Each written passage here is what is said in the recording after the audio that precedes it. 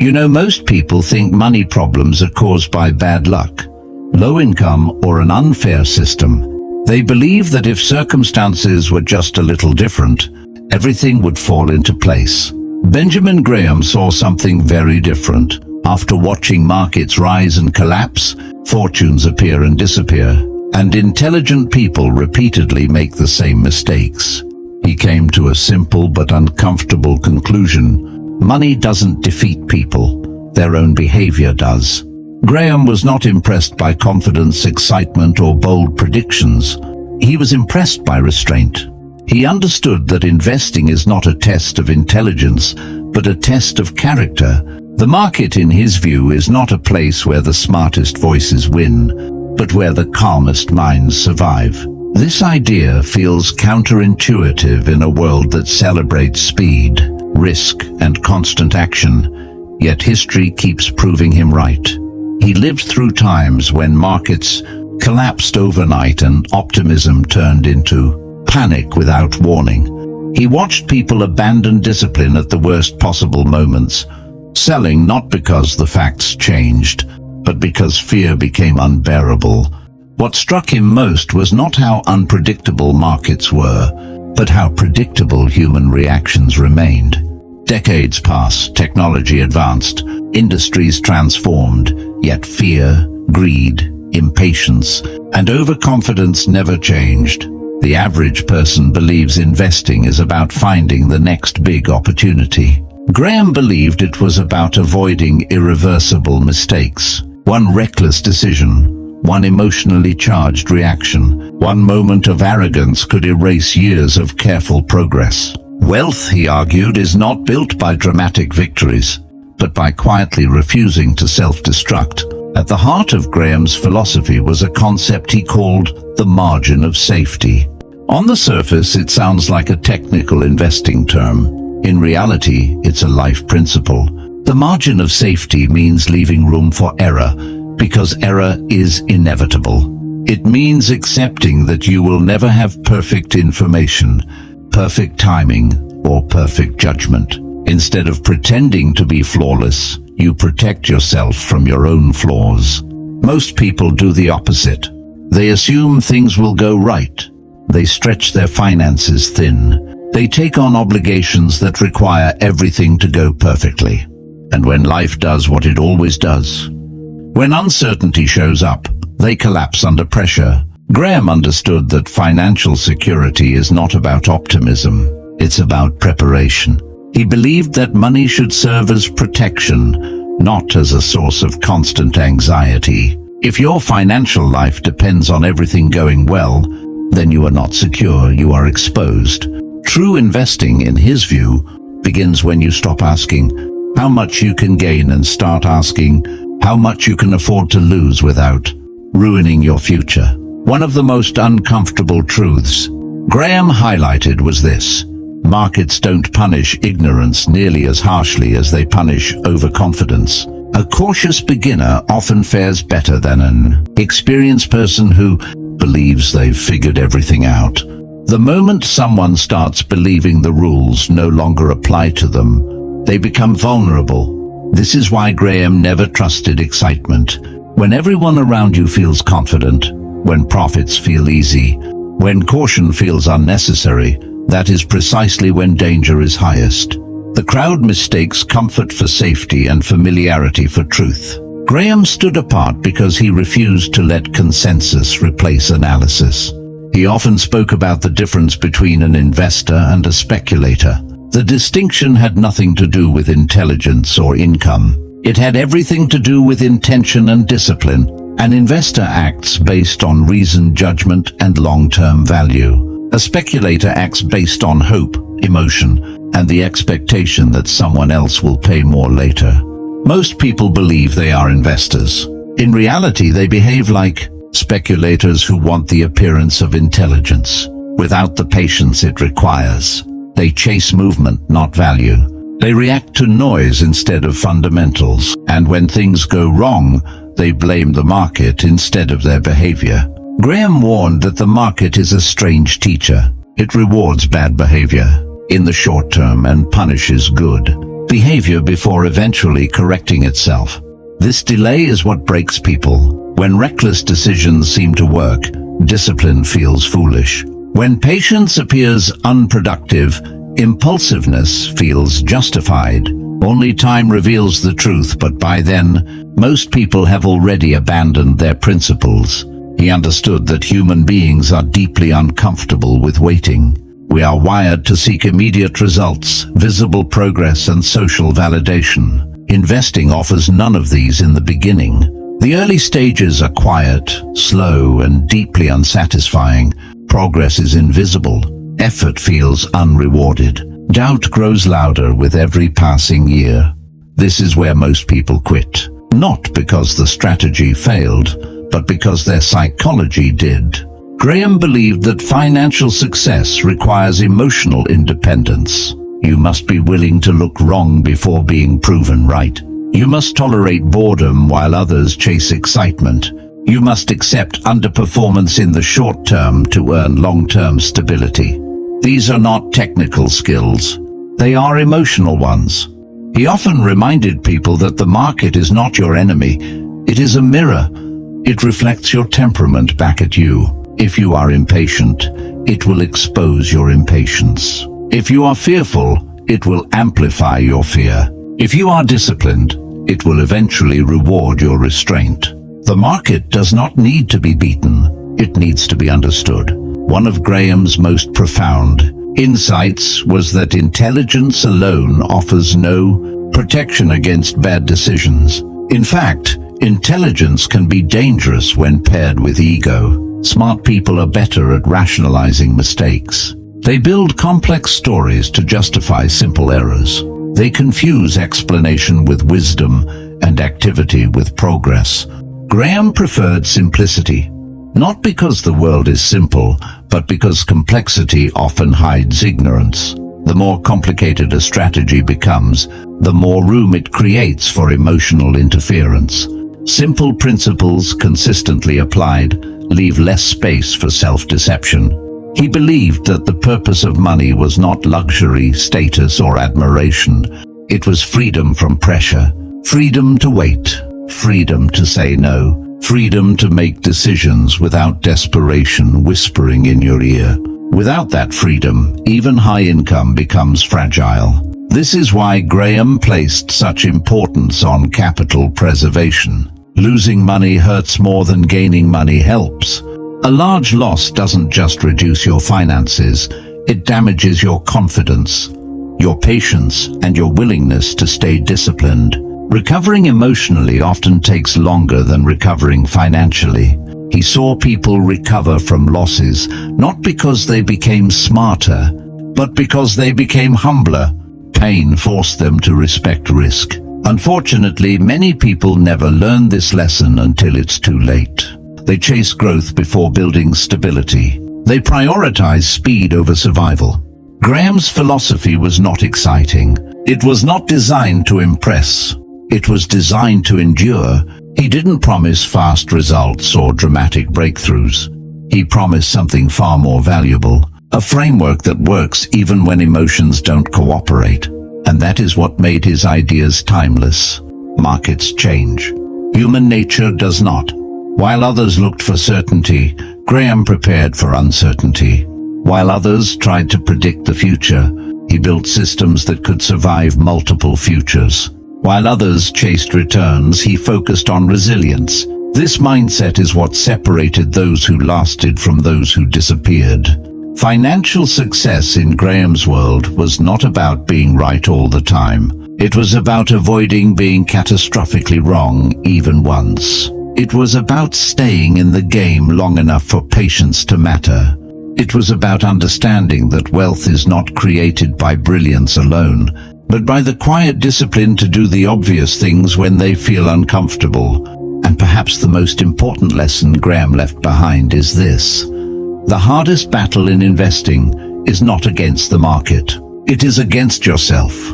What Benjamin Graham understood, and what most people never fully accept, is that money exposes who you already are. It doesn't change your personality, it magnifies it. If you are impatient, money will make you reckless. If you are fearful, money will make you frozen. If you crave validation, money will turn into a performance instead of a tool. The market doesn't corrupt character, it reveals it. Graham often described the market as a voting machine in the short term and a weighing machine in the long term. That single idea explains why so many intelligent people fail. In the short term, prices move based on emotion, popularity, and stories. In the long term, they reflect reality, earnings, and value. Most people cannot emotionally survive the gap between those two timelines. They want the weighing machine to work immediately, and when it doesn't, they abandon reason. This impatience is not a flaw of intelligence, it's a flaw of human wiring. We are not built to wait quietly while progress remains invisible. Our ancestors survived by reacting quickly, not by thinking long-term. In modern investing, that instinct is disastrous. The same urgency that once kept humans alive now convinces them to buy high, sell low, and repeat the cycle until they give up entirely. Graham watched people panic not because they lacked information, but because they lacked emotional preparation. They knew markets fluctuated. They had read the history. But knowing something intellectually is very different from experiencing it emotionally. When numbers on a screen start falling, logic evaporates faster than people expect. This is why Graham emphasized temperament over brilliance. He believed that a calm person with average intelligence would outperform a genius who couldn't control their emotions. The genius would overthink, overreact, and overtrade. The calm person would wait, observe, and endure. Over decades, endurance wins. He warned that activity feels productive even when it's destructive. Buying and selling creates the illusion of control. Watching charts creates the illusion of insight. Talking about investments creates the illusion of sophistication. But none of these things create wealth. They only satisfy the ego's need to feel involved. True investing, Graham believed, is deeply uncomfortable because it feels passive. You do the work up front, make rational decisions, and then you wait. And waiting feels like doing nothing. In a culture that glorifies hustle and constant motion, doing nothing feels irresponsible. Yet this is exactly where most of the value is created. One of Graham's most underappreciated ideas was the concept of emotional distance. He believed investors should separate themselves emotionally from price movements. Prices are information, not judgments. A falling price does not mean you were wrong as a person. A rising price does not mean you are brilliant. But people internalize both, and that's where trouble begins. When prices rise, ego grows. When prices fall, fear takes over. In both cases, rational analysis is drowned out by emotion. Graham trained himself to see price movements as offers, not verdicts. The market was not telling him what something was worth. It was asking him if he wanted to buy or sell at a given price. That subtle shift in perspective changes everything. Most people treat the market like a teacher grading their intelligence. Graham treated it like a business partner with mood swings. Some days the partner was optimistic and overpaid. Other days the partner was depressed and undervalued everything. Graham didn't argue with the partner's mood. He took advantage of it. This required an almost unnatural level of patience. Graham accepted that there would be long stretches where nothing exciting happened. No praise, no validation, no confirmation that he was right. Just silence. And silence is terrifying for people who rely on feedback to feel secure. The modern world makes this even harder. News is constant. Opinions are endless. Every movement is analyzed, predicted, and dramatized. Graham lived in a quieter time, yet even then he warned against noise. Today, the noise is relentless. It preys on uncertainty, amplifies fear, and rewards emotional reactions. Remaining rational in this environment is no longer just difficult, it's rare. Graham believed that the most dangerous moment for an investor is when they feel certain. Certainty breeds complacency. Complacency invites risk, and risk, when unacknowledged, becomes catastrophe. He preferred discomfort to confidence. Discomfort forced him to check assumptions. Confidence tempted him to stop thinking. He also understood that loss hurts asymmetrically. Losing money hurts far more than gaining the same amount feels good. This pain pushes people to make irrational decisions just to stop feeling uncomfortable. They sell not because the investment is bad, but because the emotional weight is too heavy. Graham accepted pain as part of the process. He didn't seek it, but he didn't flee from it either. This acceptance gave him an edge. While others ran from volatility, he expected it. While others feared downturns, he prepared for them. While others needed reassurance, he relied on principles.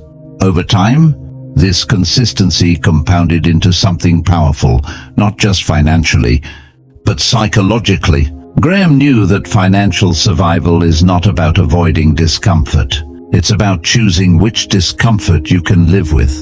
The discomfort of saving instead of spending. The discomfort of waiting instead of acting. The discomfort of being misunderstood instead of being approved. Most people choose the wrong discomfort. They choose short-term comfort and long-term regret. He often warned against confusing price with value. Price is what you pay. Value is what you get. The gap between the two is where opportunity lives. But recognizing value requires independence of thought, and independence is lonely. When everyone agrees with you, you're probably late. When no one agrees with you, you're probably early or wrong. The difference is discipline. This is where Graham's thinking becomes deeply personal. Investing forces you to confront your relationship with uncertainty. It asks whether you trust your reasoning more than the crowd's emotion. It asks whether you can stand alone without needing immediate confirmation. Most people discover they cannot. Graham didn't romanticize this struggle. He acknowledged that it was psychologically taxing. He knew that even disciplined investors would doubt themselves. That doubt never disappears. The goal is not to eliminate doubt, but to prevent it from controlling your actions. He believed that financial success requires rules that protect you when emotions run high, rules that limit how much you risk, rules that define when you act and when you wait, rules that stop you from turning temporary emotion into permanent damage. Without rules, you are at the mercy of your impulses. Many people assume experience alone will make them better investors. Graham disagreed. Experience without reflection simply reinforces bad habits. People repeat mistakes and call it learning. True progress comes from understanding why a decision was made, not just whether it worked. He saw countless investors mistake luck for skill. A risky decision that works once becomes a strategy. Confidence grows. Risk increases. Eventually, probability reasserts itself, and the loss wipes out years of gains. Graham never trusted outcomes alone. He trusted process. This focus on process made his approach appear dull. There were no dramatic bets, no heroic trades, no thrilling stories. Just steady reasoning applied over long periods. But beneath that calm surface was something radical. The refusal to let emotion dictate financial destiny. Graham understood that money magnifies consequences. Small emotional errors repeated over time become massive financial outcomes. A little impatience here, a little fear there. Over decades, those small lapses separate stability from struggle. He believed that most financial suffering is self-inflicted, not because people are foolish, but because they are human. The market exploits predictable behavior. It punishes crowds and rewards discipline. Not because it's moral, but because it's mathematical. This realization led Graham to a quiet but powerful conclusion. The investor's greatest asset is not intelligence, information, or opportunity. It is self-control. And self-control is not a personality trait. It is a skill built through awareness, structure, and humility. He didn't promise freedom from mistakes. He promised fewer irreversible ones. He didn't promise constant success. He promised survival. And survival, compounded over time, becomes something far greater than success. The people who win are not those who make the best predictions. They are the ones who stay rational when prediction fails. What makes Benjamin Graham's thinking so unsettling is that it removes all excuses. It doesn't blame the economy. It doesn't blame institutions. It doesn't blame timing or talent.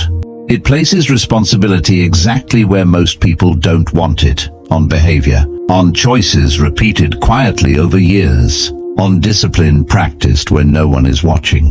Graham knew that most people are not defeated by a single bad decision. They are defeated by 1,000 small ones that felt harmless at the time. An unnecessary expense here, an emotional reaction there, a rationalization disguised as logic. None of them feel dangerous in isolation. Together they become permanent limitation. He also understood that people want investing to feel exciting because excitement feels like progress. But excitement is usually a signal that risk is being ignored. The moments that actually build wealth rarely feel dramatic. They feel boring. They feel slow. They feel lonely. And that is precisely why they work. The twist most people never see coming is this: the market is not designed to make you rich. It is designed to transfer money from the impatient to the patient, from the emotional to the disciplined, from the reactive to the prepared. It doesn't do this consciously. It does it mechanically.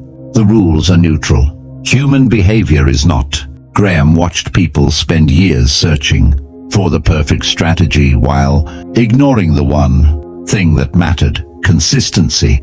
They wanted certainty before acting. They wanted guarantees before committing. But certainty never arrives. All that arrives is time passing, whether you act or not. He believed the real tragedy was not failure, but delayed awareness. People often realize the truth too late. They look back and see that nothing dramatic went wrong. No single disaster. Just decades of hesitation, distraction, and emotional decision-making. The cost wasn't obvious day to day. It was devastating in hindsight. Graham's approach forces you to confront an uncomfortable reality. Financial freedom is rarely blocked by lack of opportunity. It's blocked by lack of patience.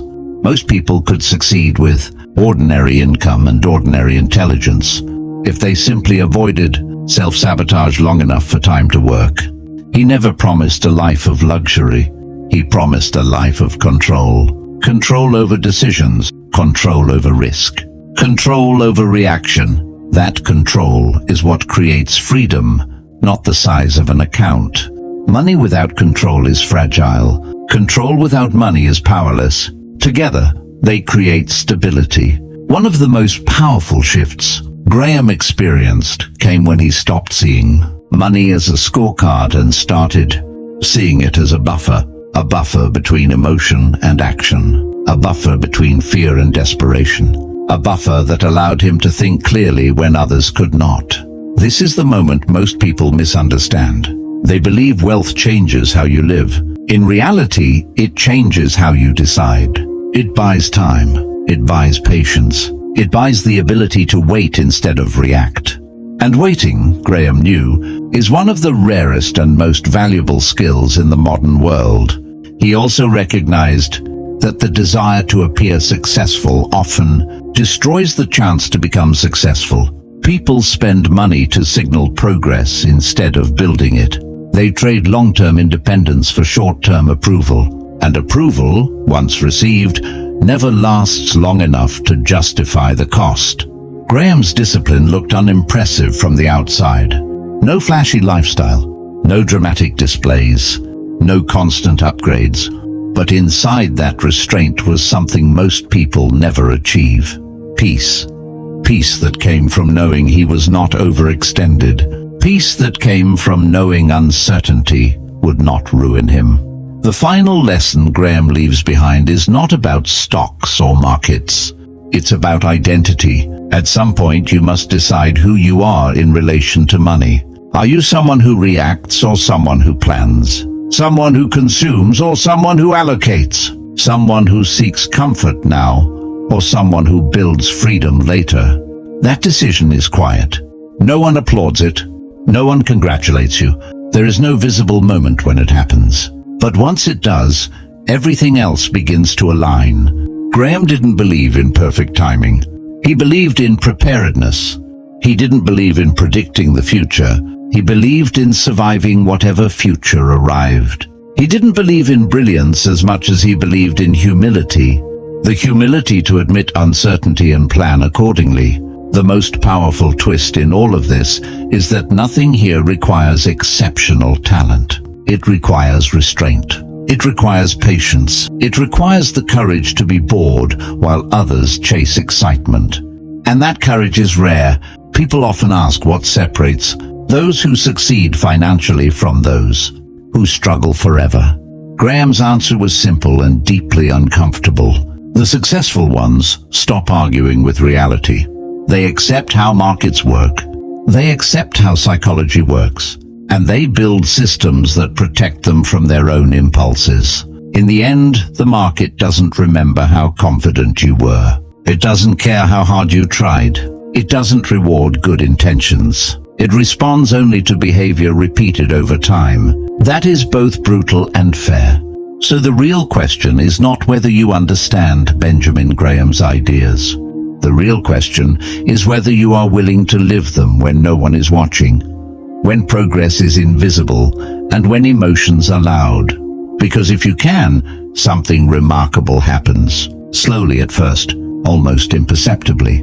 Stability replaces anxiety. Options replace pressure. Decisions become calmer. And one day, without fanfare, you realize that money no longer controls you. That is the quiet victory Graham spent a lifetime pointing toward. Not fast wealth, not flashy success, but durable freedom. And that kind of freedom, once earned, cannot be taken away by markets, headlines, or fear, only by forgetting the discipline that created it.